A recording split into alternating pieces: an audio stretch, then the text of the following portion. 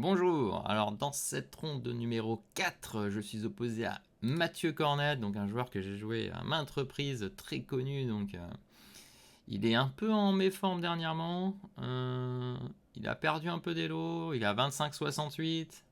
Bon, on a un score je crois plus ou moins égal sur les années, des nuls, une victoire pour moi, une victoire pour lui, quelque chose comme ça. Voilà, bon, pas le super appareillement avec les noirs, ce qui est en général bien préparé. Je me dis, allez, on va jouer normal aujourd'hui. Donc on attaque ce match face à Agnières. Je crois que le match se soldera sur un match nul, il me semble. En tout cas, on attaque E4, C5, cavalier F3, E6. Donc je joue le plus classique, ce que je joue le plus souvent, Cn E6. Même si j'hésite beaucoup parce que si on joue trop la même chose, les gens se préparent. Donc là, on va aller faire un petit débat théorique aujourd'hui. Cavalier F6, quai C3, quai C6. Les 4 cavaliers, et là, c'est la grande question, que va-t-il jouer? Dans le tournoi, il y avait eu des joueurs qui avaient joué du Dame D3. Donc j'avais révisé pas mal de lignes pour ce jour-là. Parce que il n'y a pas trop de problèmes dans cette sicilienne. Le seul problème, c'est toujours de se souvenir. Parce qu'il y a quelques lignes quand même qui sont critiques. Il finit par jouer fou E2. Donc ça, j'avais vérifié rapidement. Petit roc, fou prend C3. Donc là, l'idée, j'ai quand même expliqué, fou E2. C'est juste il veut roquer tranquillement. Et il me dit que fou B4, c'est pas très grave. En fait, l'idée, c'est que moi, j'attaque et normalement, on considère qu'ici, il doit défendre ce pion. Mais la théorie montre qu'on peut se permettre de sacrifier parce qu'on a les deux fous et puis il y a un petit complexe de case noire, un petit retard de développement là côté noir. Et ici, il y a plusieurs variantes, mais la variante principale, la plus menaçante, c'est cavalier prend C6, DC6. Ici, l'échange de dames, normalement, ne pose pas de problème. On arrive plus ou moins à tenir cette position. On a l'impression que ça fait peur, mais théoriquement, ça va. Il n'y a pas de problème. Limite, si les blancs forcent trop, ils peuvent se retrouver moins bien. Fou D3, c'est le coup le plus ambitieux. Alors, il y a une partie d'Abdou Zatorov contre. Je dis pas de bêtises, Abdou Zatorov contre un joueur assez fort. Je sais plus à quel tournoi, qui a été analysé sur pas mal de chaînes et je la connaissais heureusement. Donc, cavalier C5, dame G4. Il y a une petite astuce. Normalement, ici, c'est le coup principal, c'est dame F6. Et normalement, je joue dame F6. Mais depuis cette partie d'Abdou Zatorov, je me suis dit que j'allais jouer petit roc, histoire de surprendre les adversaires, parce que là, il y a un seul bon coup. Et je crois que Mathieu, à l'analyse, il va me dire déjà qu'il a eu du mal à... Enfin, il a pris un peu de temps pour s'en souvenir. Et ici, le bon coup, bien sûr, on a envie de jouer un fou H6 attaqué, mais là, c'est plus très bon. Parce qu'on joue simplement dame F6. Et dans l'autre sens, c'est bien plus dangereux, mais ici, il n'y a aucun danger. Alors que si on joue dame F6 d'abord, je crois, si je dis pas de bêtises, la différence c'est qu'il y a du fou G5 et après c'est quelque chose comme tour 1 ou je sais plus quoi exactement. C'est très très dangereux cette position. On vérifiera que je dise pas de bêtises à la machine, mais il me semble qu'ici c'est très très dangereux. Et donc j'ai joué le coup petit roc. Ici il a retrouvé le bon coup qui est fou A3. En fait mon problème ici c'est qu'il y a un clouage. Je connaissais le coup E5 qui avait déjà été joué d'ailleurs, dame G3. Et là je connaissais les thématiques qui normalement devaient tenir pour les noirs. L'intérêt des noirs dans cette ligne c'est juste de tenir. Normalement on peut pas faire mieux que nul dans cette ligne. Si on veut jouer avec les noirs, je tiens à préciser quand même, je vais quand même le dire.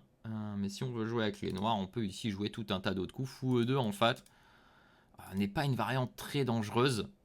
On la joue souvent si on aime la ligne où le joueur joue fou B4 et si on aime transposer dans d'autres siciliennes, on peut très bien jouer D6 ici sans problème. Je crois qu'on peut même se permettre de jouer D5 sur fou E2, c'est pas très dangereux en vrai. Selon moi en tout cas.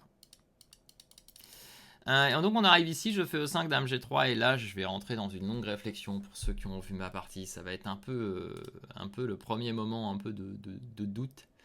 C'est-à-dire je sais quel est le meilleur coup, mais il a quand même joué les bons coups et il y a des lignes que j'arrivais pas à me remettre ou que j'arrivais même pas à savoir si j'avais déjà vu.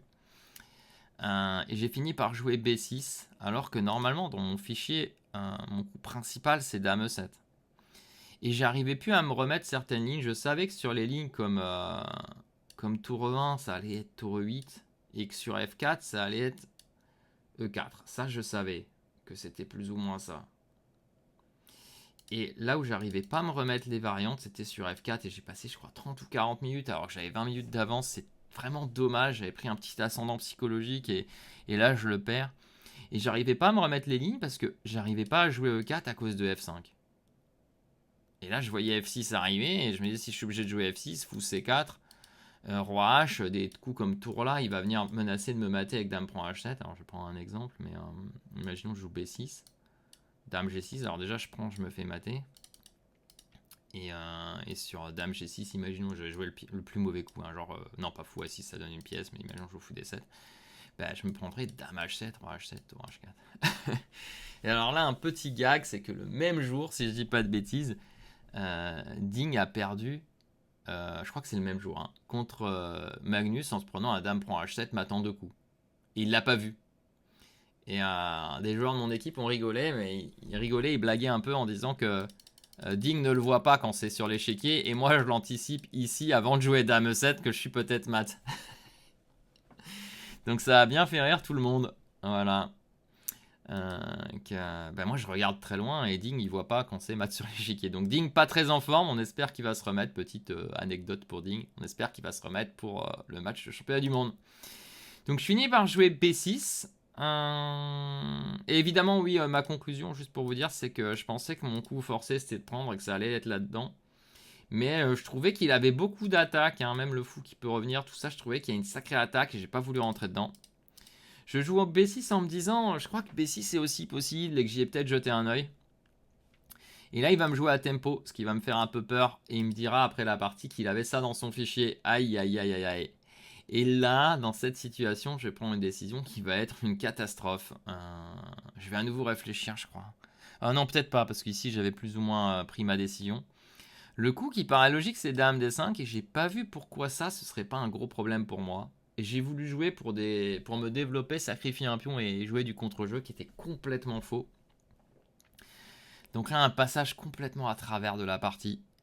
Parce que ça, en vrai, ça va. En fait, j'ai juste pas regardé. Je me suis dit, oh, ça va être trop dangereux, ce coup-là ou ce coup-là. Et en fait, en vrai, c'est pas très dangereux. Genre là-dessus, je peux jouer G6. Et s'il prend, je prends, j'attaque sa dame. Donc en fait, c'est pas très dangereux. Et s'il fait ça, je peux même me permettre des fois d'aller prendre là-bas. Enfin voilà, très mauvaise analyse de ma part. Donc perte de pied complet là. Et je lui donne le pion, je joue Dame B6. Alors je voulais évidemment Dame prend en espérant faire nul dans la finale. Mais en fait, il revient et je suis pas très bien. Même pas bien du tout.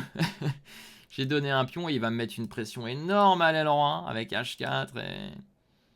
Alors je place la tour en B8, ce qui peut y avoir des tours B1, et là je me prends une pression énorme avec tour là, tour D5, Dame F4, je fais tour C5. Il a critiqué mon coup tour C5, mais je voyais rien d'autre, j'ai l'impression que j'étais tellement mal. Et ici je vais me retrouver complètement perdant. Mais moi je jouais en mode seul coup, et là il va me jouer tour G3. Il va louper le gain ici qui était Dame F6. Alors c'est le coup où j'avais prévu tour D6 et je me disais bon bah si ça perd pas c'est un miracle. À l'analyse il va me dire mais tour D6 ça perd tout de suite et il va me dire ton seul coup c'est tour 8 et moi j'ai l'impression que tour 8 perdait mais je savais plus trop pourquoi. Et on a retrouvé ça à l'analyse donc je vais vous le dire hein, mais simplement sur tour D6 il m'a dit que il avait juste vu un gain immédiat. Pardon je vais prendre comme ça.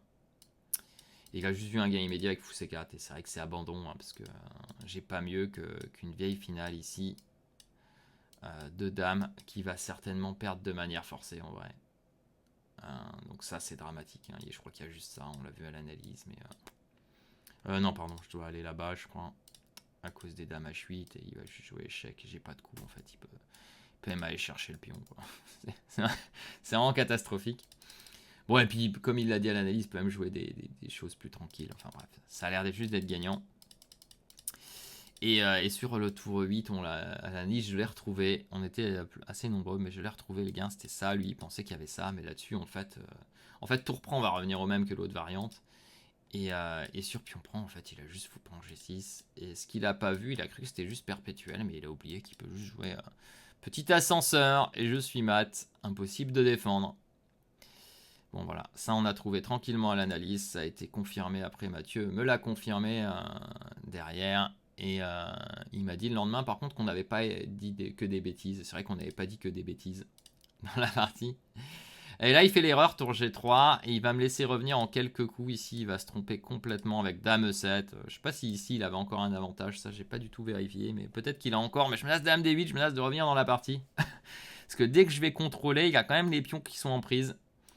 Et là, Dame E7, c'est catastrophique. Dame D8, Dame prend. Et là, j'égalise. À partir d'ici, je pense que j'ai égalisé. Et un tour E4, ça va être le bon coup pour chasser madame. Alors j'ai des menaces de tour ici, mais bien sûr il avait d'autres coups qui s'en sortaient sans problème. Mais tour E4 c'est de très bon coup. Je joue dame D8, il me fait A4 pour protéger son pion. Je joue C5 et là il va m'avouer après la partie qu'il a failli perdre. Parce qu'il a failli jouer C4 et louper qu'il y avait tour B6. Alors je crois que... Oui, c'est ici qu'il a failli jouer ça. Ouais, si je dis pas de bêtises. Ou... C'était ça. Non, je crois qu'il voulait jouer tour E3. Non, et on lui a dit à l'analyse que là... Voilà, il croyait qu'il perdait, mais il perdait pas totalement grâce à tour E6, si je dis pas de bêtises. Là, il pouvait encore s'en sortir, parce que si je prends la dame, il peut encore échanger, donc c'est pas totalement perdant. Il me semble que c'est ce coup-là. En tout cas, il m'a dit un coup où il a vu un moment... Oh non, je perds la dame. Mais bon, il l'a vu, il a fait tour E1, il se donne de l'air. Je fais C4. Là j'ai regretté après la partie, même un peu plus tard dans la partie. Je pense que c'est ce coup qui m'empêche d'avoir des chances de continuer, parce qu'à un moment, je vais pas continuer, mais je crois qu'il fallait juste prendre. Mais je pensais qu'il y avait peut-être un monde où il avait C4, mais en tout cas, j'aurais dû prendre A4. Je joue C4 et le problème, c'est que ça va mettre mon pion sur blanc. Et à la fois, c'est sécurisant, mais ça va mettre mon pion sur blanc. Et là, s'ensuit une petite suite comme ça, où là, je vais proposer nul. Et beaucoup vont me dire que je devais continuer. Moi, je considère ici, bon, bien sûr que, évidemment, je peux continuer. Mais je pensais que ça allait être facilement défendable. Alors, bien sûr, il m'a dit après la partie qu'il sentait qu'après Dame F3, il serait tranquille. Il n'y aurait pas de problème. Mais j'ai quand même toujours 3 contre 2 de ce côté-là. La raison principale pour laquelle j'ai proposé nul, j'ai dit au capitaine notamment, c'est qu'à un moment je voulais jouer dans cette position, je voulais jouer ça en vrai, c'était ma première idée, mais en fait j'ai vu que je me prenais ça. Et ça m'a fait peur, vous voyez, quand vous voyez des fantômes, ça vous fait peur. Et le deuxième fantôme, c'est que je voulais jouer ça. À un moment, je sais pas pourquoi, qui a l'air complètement stupide pour échanger une tour. Et j'ai eu peur qu'il y ait ça en fait. Et c'est peut-être un faux fantôme, parce que peut-être que ça va, en fait. Je sais pas pourquoi, mais je croyais que ça, ici, il avait plein d'échecs, mais peut-être qu'il les a pas. J'ai oublié que ma dame contrôle ici, mais il a peut-être quand même des menaces ici, genre, il y a peut-être des dames B5 ou des choses comme ça.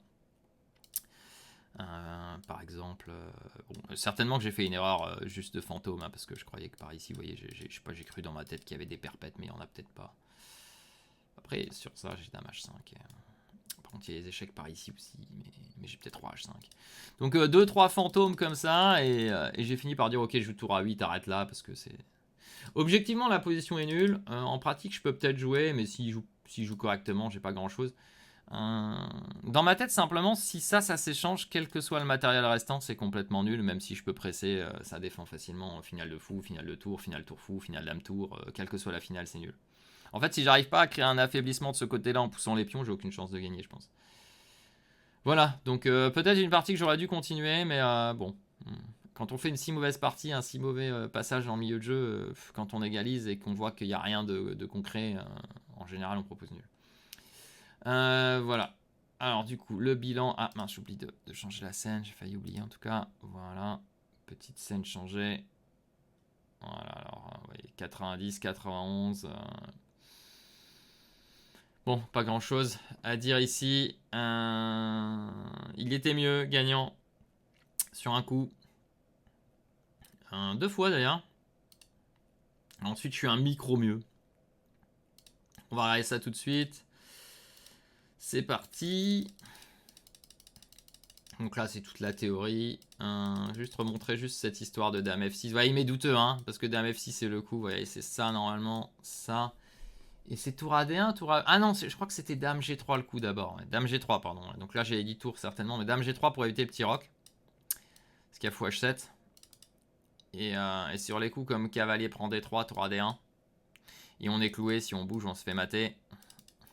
C'est ce genre de ligne, je crois. Je sais plus exactement la partie d'Abdouzatorov, mais ça, ça c'est le genre de ligne où si on se souvient pas, on peut se tromper. Et je me demande s'il n'avait pas joué tour AD1 d'abord. Il y a une histoire comme ça de la partie d'Abuzatorov où il y a l'un ou l'autre piège. Alors bien sûr tout va bien quand même, mais je trouvais que sur une partie jouer Petit Rock c'était plus précis. Même si c'est inférieur, mais s'il connaît pas Fou A3 on est bien. En plus je l'ai pas dit, mais genre ce genre de choses, hein, les noirs n'ont aucun problème bien sûr. Hein. Le fait qu'on puisse se développer, qu'on puisse jouer Dame D5, je crois que même E5, non, E5 est même possible.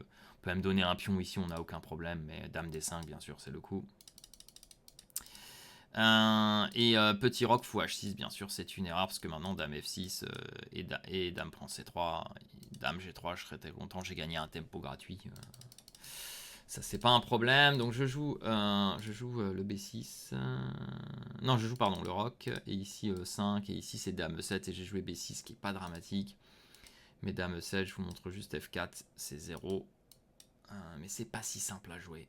Hein, tout est 0 et je crois qu'après la partie j'ai regardé en fait F4 je l'avais pas enregistré hein, donc si j'avais regardé F4 sur mes fichiers je l'avais pas enregistré, j'avais pas regardé si loin, une erreur de ma part bien sûr, et là F5 vous voyez ça fait très peur, raison pour laquelle j'ai joué B6 et fou C5, là il faut jouer Dame D5 et ça c'est catastrophe, et ici bien sûr il faut à nouveau jouer Dame D5, alors là par contre il n'y a aucune raison pour laquelle.